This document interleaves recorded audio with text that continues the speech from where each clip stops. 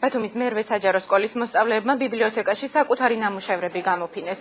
სასკოლო კლუბ Art Times-ში 20 მოსწავლეა გაერთიანებული, რომლებმაც 1 წლის განმავლობაში კვილინგისა და ორიგამის ტექნიკა შეისწავლეს. გამოფენაზე განათლების მინისტრი უწყების თანამშრომლებთან ერთად მივიდა, მათ ნამუშევრებით შეიძინეს. Art Time-ი აჭარის განათლების სამინისტრომ სასკოლო კლუბების ხელშეწყობის პროგრამის ფარგლებში დააფინანსა. მოსწავლეებს სამუშაო მასალების შესაძენად 3000 ლარი გამოეყოთ. ჩვენ უკვე თითქმის 1 წელია ვმუშაობთ ამ ყველაფერზე. ეს არის კვილინგი და ორიგამით, მაგრამ უფრო მეტწილად კვილინგი, რასაც თქვენ აქ ხედავთ.